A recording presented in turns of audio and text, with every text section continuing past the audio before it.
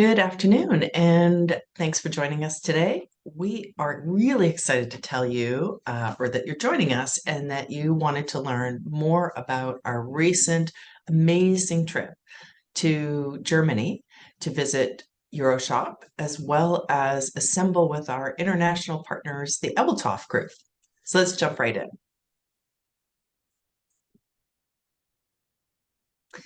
So today I am joined, well, for those of you who don't know me, I'm Lisa Hutcheson. I'm the managing partner at JCWG Group, and I have with me today Graham Heuman is joining us. Hi, everyone. I'm a Research and Insights Associate here at JCWG Group and looking forward to taking us through the tour. So for those of you who don't know us, JCWG Group is a retail consulting firm. We are based in Toronto, Canada, and we are getting very excited for next year being our 50th anniversary. We are a company that is about master planning, retail strategy, market research, branding, and communications, along with food service. And we are very fortunate to be the exclusive Canadian members since the inception of our international group called the Ebeltoft Group that started now just 30 years ago. We just celebrated our anniversary last year. And so what happens with our partners internationally is that we have the opportunity to collaborate with them. We learn and grow and share with our partners as well. We meet twice a year, usually in a host country. And so this year we had that opportunity to attend both EuroShop and our German partners hosted us in Cologne.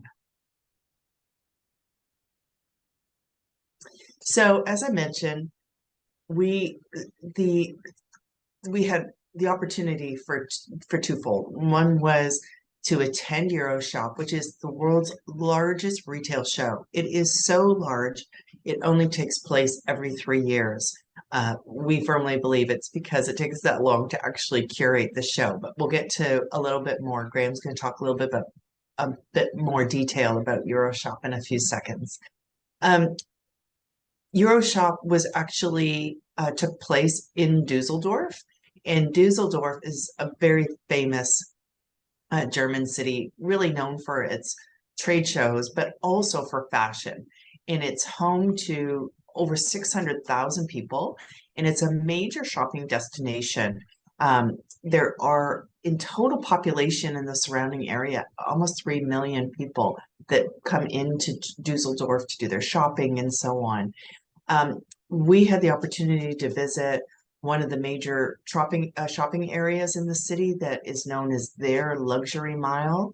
And then we also went to some of the other zones that have really architecturally innovative buildings, as you can see from that. That building that's in a state of flux at the moment, but they still made it beautiful, as well as just seeing some really exciting green facades and other kinds of retail. And like no other city in Germany, Dusseldorf is really about luxury, indulgence, and lifestyle. And so, we had this great opportunity while we were traveling to Dusseldorf for the show to be able to see some of this great retail in the after hours. And so we're going to tell you a little bit about that, as well as our visit to Cologne. And for those of you who don't know Cologne, it has a bigger population, over 1 million, and it's Germany's 4th largest city. And so it's really a lot with its proximity. It's on right on the border, and it's really a very popular shopping destination, particularly for tourists in the surrounding area. And it's got some beautiful main streets within its city center, and then they merge, and then they start taking you, everything leads back to the main cathedral in Cologne, which is really exciting. And so it's really well known for its shopping. And it also has, we just missed the Carnival by a week. It's also really known for its fashion scene. So we had some really great opportunity to see a curated assortment of retail and that we're going to share with you today. So as Lisa said, we're going to start with EuroShop. So like she said, this is the largest retail trade show in the world. They had almost 95,000 visitors this year from over 90 countries. Um, and they had almost 2,300 exhibitors from over 50 countries, and it was a huge exhibition space. So there was 17 buildings total, and it's quite overwhelming at the start. I mean, we needed to take a few minutes just to ground ourselves and try to figure out our course of action, because it's impossible to try to tackle this entire space and grasp everything. So we really did a lot of focus on our areas of interest, which would include the retail tech nodes, as well as some of the merchandising, the visual merchandising, the store design, and then some of the community planning. So one thing that EuroShop had that is not seen at a lot, surprisingly, of other ones like NRF or other large ones, is there actually were a lot of retailers. So usually a lot of them are very tech focused, analyst focused, things like this. And while those people were in attendance, there was so many retailers from all over the world there, which was really cool to see. Like I said, we spent a lot of time in the store design and retail tech areas, and there was a lot of focus on innovative RFID tech. So things like putting RFID scanners in the floor so that all you have to do is push a cart over top of it. There was some great technology like the Just Walk Out tech from Amazon that everyone knows about. And there was even some really great lower tech options like the a stocking shelves that would flip so you could stock from the back to just save some some warehouse time. There was also obviously an energy crisis in Europe right now, so there was a huge focus on sustainability. So we saw things like hangers made out of grass, or we saw sustainable mannequins, a lot of things that are a little bit further from the from our point of view in Canada, and something that's really being thought about a lot on a global scale, which was great to see. And then finally, in that upper right-hand corner, you can kind of see a bit of the community planning, or what we're sort of calling the community-oriented retail. So this was a great one of looking at community planning trends that are surrounding retail. Now, this isn't just looking at mixed use or things like this, but looking at things like transit-oriented retail, looking at elements such as building this third space and having green space built into your retail concepts. So it was really a great learning experience to be able to attend this. And though it was overwhelming, once we got a chance to catch our breath and really read through our notes and look at our photos, there was a lot of applicable elements to bring back to the Canadian landscape. So now to hop into the store tours. So this is Link & Co. So if you've read the 2022 Retail Innovations ebook from us and the Ebeltoft Group, you will have seen this concept. So it was a essentially car subscription, but an alternative. So it has this entire retail space with a work share, a bar, a cafe, and exclusive products, raw natural finishes, all surrounding just one vehicle that can be rented on a monthly basis, which includes your insurance, it includes everything, but it also, which is really unique, gives you that access to this work share. It gives you access to these products, to this cafe, things like this. So, not only from a interior design element is this store quite stunning, but the concept was really unique. And once they had just recently opened a few weeks before we got there in Dusseldorf, we're really excited to see this concept that was in the book last year. So the next location we saw was called Cool Blue, and you can actually see from the picture on the left, the outside of their store had a beautiful green. Well, it wasn't green because it was cold and off season, but this green space built into it, and again, sort of tagging on to that idea of sustainability that we've been talking about, that we saw was definitely a theme. Even the energy crisis was very prevalent in our hotels, that the hallways, the lights were motion censored, which we'd never seen before. So you can see we were seeing it everywhere. So one of the things that really first took us away about this Cool Blue store was just the exterior of the space was really, really interesting. So Cool Blue is a Dutch online electronics retailer, and they had been really just focused on online. And at the end of 2021, they opened its first physical store here. And so this store is quite large. It's 2,600 square meters, and you can see it's very branded. It's got this really very cool blue aesthetic to it, and it has a huge range of products, around 1,000 different kinds of electronic devices, including laptops and televisions, washing machines. You can pick up your orders, any of your online orders here, and you can have repairs done here. But what we thought was really cool were these dedicated rooms that we could go into and we could test. So feeling like we were sitting in a home theater room or our living room, you could really test the different kinds of speakers and the different kinds of products. So we really liked this space. The next we went to was Nespresso, and many of you have probably seen in Canada a Nespresso store. But what made this particular store different was some of the self checkout options and customer contactless experiences that they provide. So that includes using that RFID. If anybody's been to a Uniqlo store or a Zara store, that you just put your product, in this bin, if you will, that it captures all the information. You don't even have to scan. And then you can also interface with your credit card and so on. But there also isn't a regular checkout with a cashier for you. There was also a cafe on the upper floor that helped you maybe try out some of the products. But what we thought was really cool was, a nemesis for anybody in term that's, done a lot of merchandising before, is keeping this beautiful merchandising. And what you'll see in a second here is when you pulled one item out, it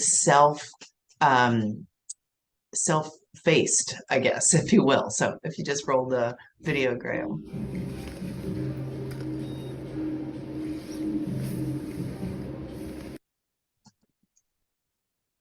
Yeah, it's very cool. Yes, it is. The So I need to have a card.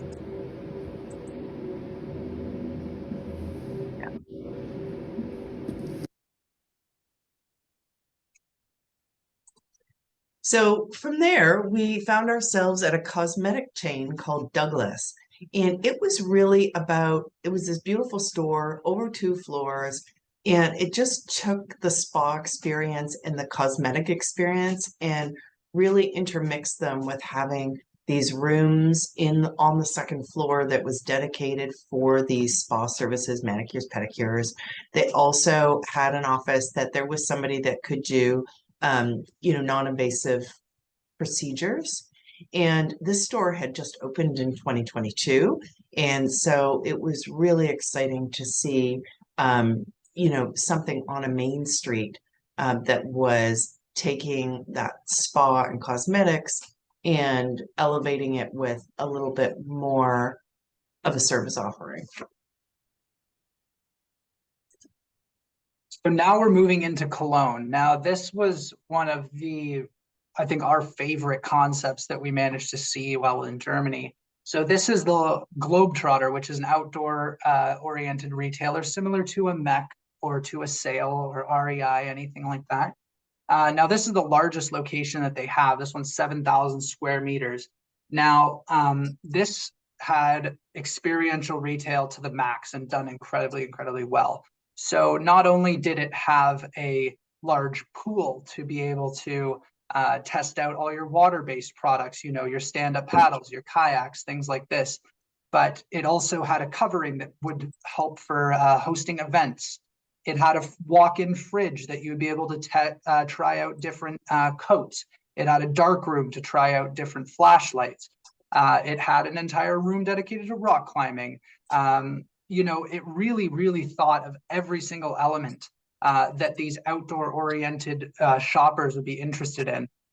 If, you know, from a customer experience point of view, you know, they would set up any tent you wanted. You could obviously try on shoes. They had multiple different types of ground that you could test them on, you know, rocks, wood, dirt, anything. And, you know, one of the things that we thought was really, really interesting too, and something that we haven't seen, I don't think, in Canada yet, but was a really kind of no-brainer once you see it, is they had a clinic for vaccines for travel. So really, really bringing that entire experience together and only needing a one-stop shop for everything related to travel or being outdoors. So, you know, this store had an incredible catchment area. There were people driving up to 4 hours on weekends just to visit this store, and they had an average dwell time of 2 hours, which is obviously incredible. I mean, shopping centers are aiming to be as desirable as just this one specific store. And you know, it really was an incredible experience. And one small, very low-tech thing that we thought was really cool about this space that seemed like a no-brainer is they had the carry-on size for their specific bags sitting next to the bag, so you could try it for different airlines, which again, just makes so much sense. And it's very low-tech, very easy to implement, but you can tell that everything they did was so intentional and really targeted at that client that they were seeking. So the next store we went to was an outlet concept that opened in 2021 that was really focused on designer brands and brand related products. And it's what has been so successful. It's now also including children. It's 2,500 square meter again. So another good sized store spread over 3 floors. There's they had it divided as well with now adding the men's and a home section in addition to the children's wear. And it had a really great feel to it. So it didn't really feel, it was well merchandised. It didn't feel like what we typically think about an outlet store. And, you know, and even where it was located, you know, it had really this great modern feel.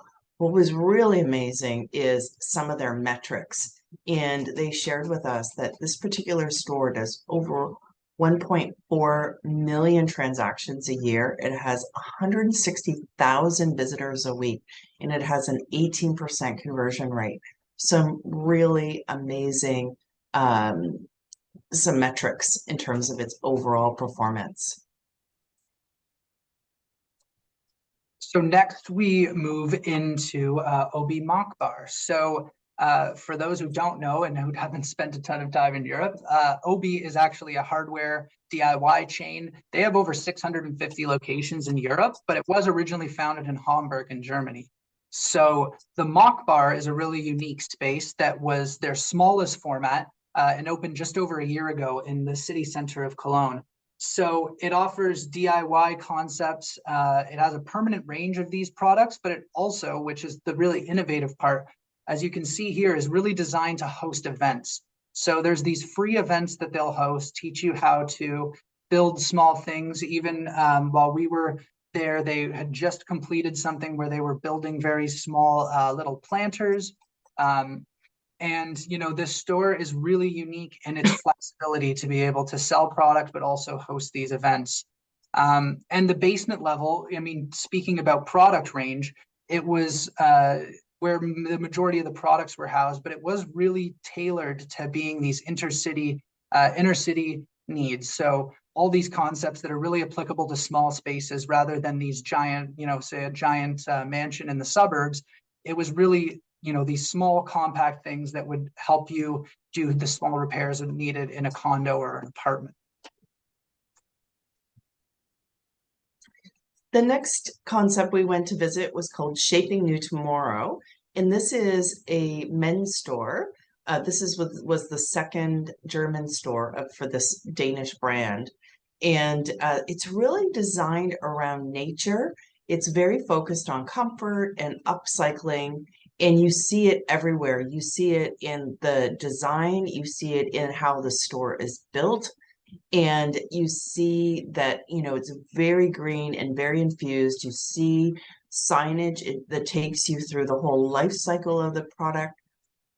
It gives you statistics in terms of how the product is made and sustainability of it.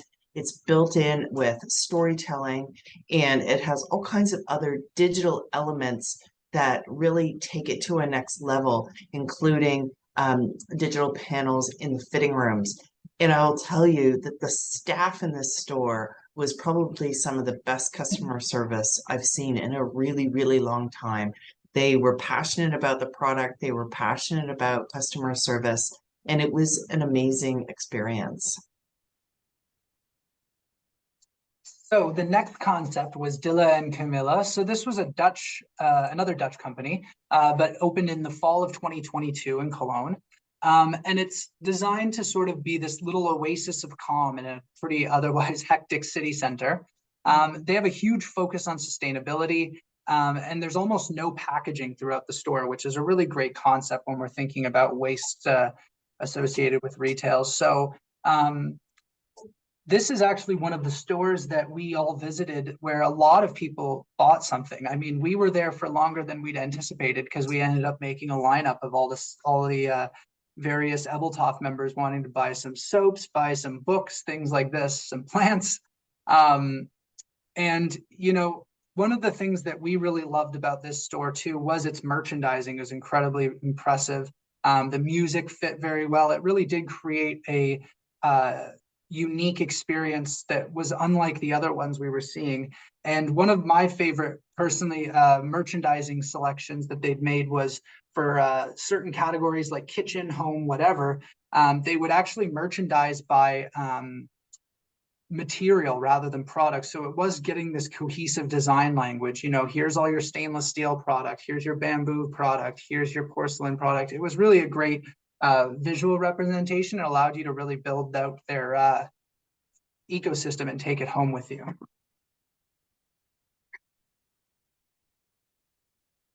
The next concept we saw was called Manufactum. And this is really a brand that was focused on sustainable products, but really interesting product assortment. And not only was their curation of product really interesting, but it also had a cafe included in at the front of the store. So it brought other people in from the street as well. It was, you know, one of the stores was in this beautiful 6-story building. Pardon me. And it really was about using the building as well as interfacing with this great product assortment.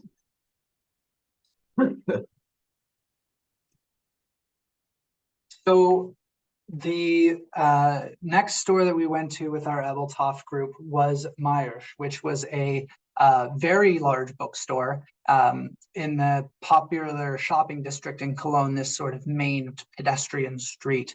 You know, some of the more typical things we were seeing there, you know, it had a cafe on the top floor and so on. But one of the things that we thought was really innovative is that there was a dedicated event space on the top floor. Now here they would host presentations from authors, they would host book signings and things like this. But one thing that was a very cool way to bring in customers is when there wasn't events going on, they would just have these chairs laid out that people could sit, relax, read. And it created a very nice, quiet, calm environment in the store.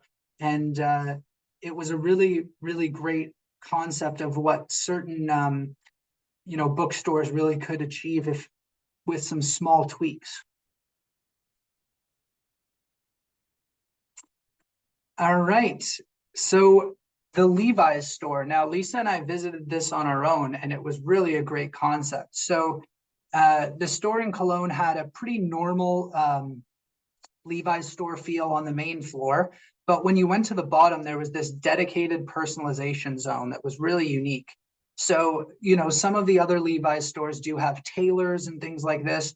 This had that as well. But as you can see in the photo there, it had this large touchscreen table with full customization options. So you could add rips, you could add patches, fading, things like this to a wide range of Levi's products that they sold in the store. And then once you've made your design however you want, it would give you a price associated with the labor required to make it, including the cost of the denim, was it pants, jacket, what have you. And then you would send it to the tailor that was right behind you, and the design would come to life, and the tailor would build it for you right behind. And you can see started by us, finished by you in the corner there. And that was one of the creations that the tailors had made. And, you know, this store really, you know, enveloped the idea of making denim your own and wearing it over time and curating it to exactly how you want it. And this Levi's store was a great example. We'll show a little video of the customization, the tailor shop table here.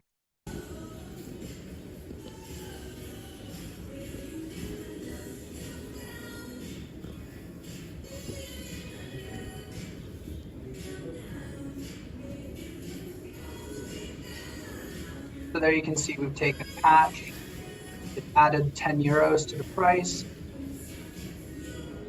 You can move it around to various areas of the jacket. And then I believe here we're taking a small rip, and they'll add that rip actually to wherever you place it on the jacket as well. And there you can see the little there is 5 euros, add a second one, add as much as you want. And then here you can see it's 20 euros for that, and you send it directly to the tailor there after entering your name. This was an interesting store. We didn't actually know about Arquette. It is actually one of the H&M brands, and it's their 4th store in Germany. And it was this really cool 2-story space that provides a showcase for men's, women's, children, as well as it had home accessories. And they had a great in-house cafe, and also served vegetarian and vegan dishes. And the cafe came with a cup exchange program. And it was, you know, sort of around this idea of a modern day market. And that's how they came to the name Arquette. So it was a really great looking store, and being part of H&M, being fast fashion, you know, it was a really refreshing. There was lots of great product and a really well executed store.